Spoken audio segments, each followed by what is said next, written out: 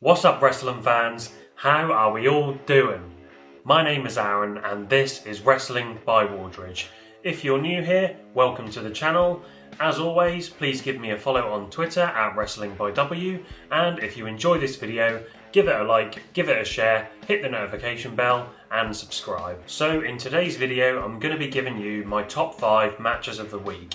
And I know that last week I didn't do the top 5 matches as I got caught up in reviewing NXT Stand and Deliver and WrestleMania. However, what I am going to do after I've given you this week's top 5, I'm going to give a quick slideshow just to show you my top 5 matches from the WrestleMania week. And I think going forward, I am going to exclude the WWE, AEW and the Big Impact pay-per-view matches from the top 5. And I'll probably be reviewing them separately like I did for Stand and Deliver and WrestleMania. But let's get into it. So first up we have the Dirty Dawgs versus the Street Profits for the SmackDown Tag Team titles, and this might be quite an unpopular choice, but I thought it was a good match from SmackDown. There was good back and forth action with both teams seeming evenly matched, and I thought the structure and flow of the match was extremely solid. It followed the rules of a tag match, it was well paced and it had a clear beginning, middle and end. The Street Profits got the shine to begin with, and then the Dirty Dawgs worked the heat, which built up really nicely to a hot tag from Montez Ford, and Ford, to be honest, is one of the better hot tags in WWE, and then we saw a fun finish. I thought the general selling was good by all 4 men, and I did like the psychology used by Montez Ford after he hits a tope con hero.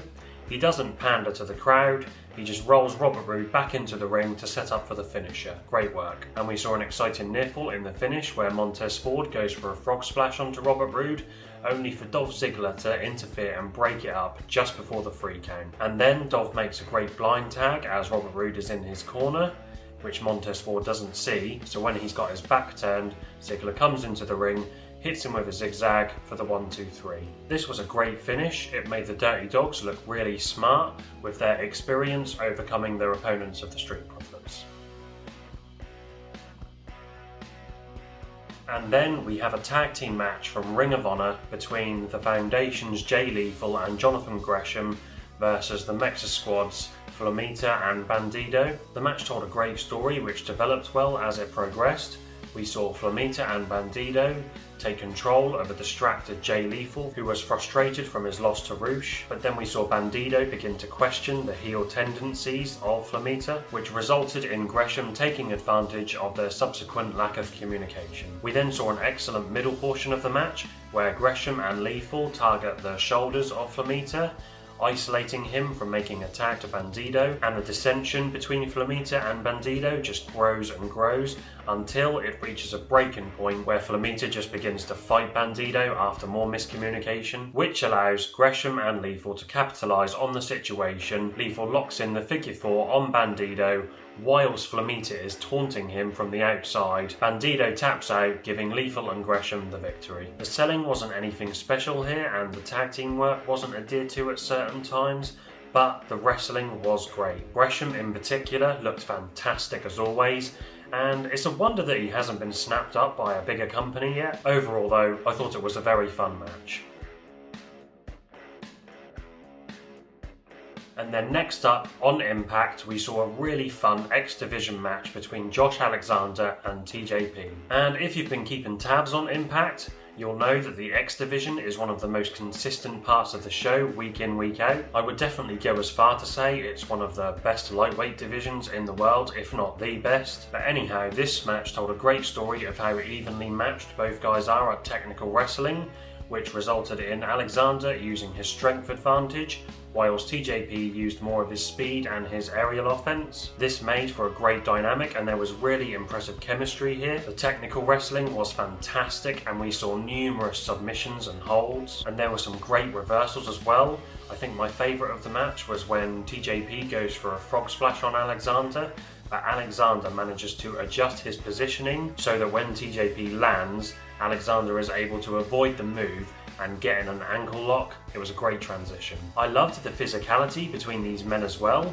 There was a lot of stiff striking, which is actually something you seldom see in X Division matches. However, again, I thought the general selling could have been a lot better by these guys, and the length of the match was great, but I do think that the pace could have slowed down a little bit more just to allow for more of that selling to really build up the drama even more. But Alexander won the match by hitting TJP with a divine intervention. A great X Division match.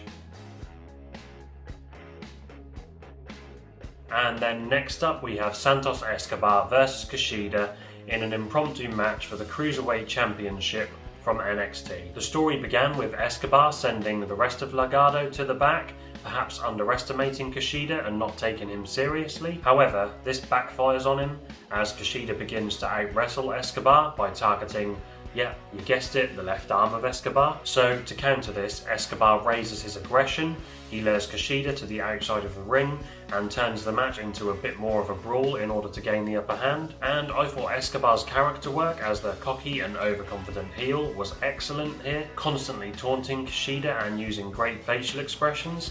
It really helped to tell the story of the match, and as you would expect, the wrestling between these two was stellar. And I really liked the spot where Escobar had KUSHIDA's neck pinned up against the turnbuckle on the steel steps in a modified Boston Crab. And whilst I thought the selling was a step up from the last match on the list, there was still room for improvement. But after a good pinfall sequence, KUSHIDA managed to pick up the shock win, which I don't mind too much, but it does seem like a very forced decision considering KUSHIDA's bad run of late. And then we have the tag team match between the Young Bucks and Pac and Rey Fenix for the AEW tag team titles from Dynamite. Now firstly, Dave Meltzer. I don't think that this is a 5-star match. It's a very good match, but not quite that good. The match did tell an excellent story, focusing on the attitude change of the Young Bucks, who are now fully fledged heels, and I thought the heel character work from Matt and Nick was fantastic. I mean, we saw a good old-fashioned Bullet Club back rake, and I liked how we saw a more grounded, more aggressive Young Bucks who appeared to slow down their offense slightly. Obviously, the wrestling was exceptional, with all 4 styles meshing really well. Pac's raw intensity, Nick and Rey Fenix's aerial offense, and Matt's technical ability, which all made for a very exciting match which featured some awesome spots. And I loved the finish where Matt rips off Rey Fenix's mask, which is obviously the ultimate disrespect to luchadors, followed by a super kick party, and then the pinfall for the Bucks to retain. However, I should probably explain why I don't think this is a 5-star match. Firstly, whilst the match had a great structure, which mostly followed the rules of a tag match, there were a few moments where illegal men were hitting moves on their opponents without any repercussion from the referee, and I'm not a massive fan of tope con heroes or powerbombs to the ring apron, firstly being used to pop the crowd rather than leading to a pinfall attempt or to set up a finisher. It tends to take me out of the fight and it isn't great psychology in my opinion. But like I said, it was an awesome match for sure and was definitely my match of the week. And that is my top 5 matches. So let me know in the comment section down below what your favourite matches of the week were, whether you think I missed any out or whether you agree or disagree with me and we can have a chat about it. But before I head off, here are the top 5 matches of the week before WrestleMania.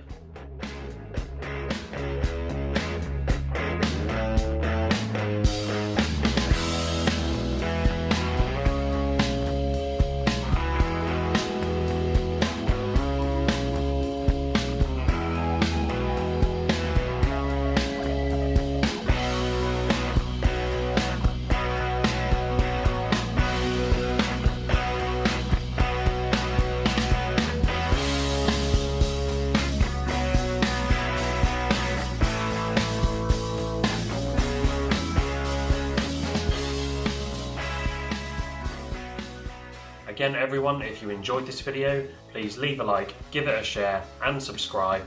I hope you all have a great day guys, and I'll see you all next time. Bye bye.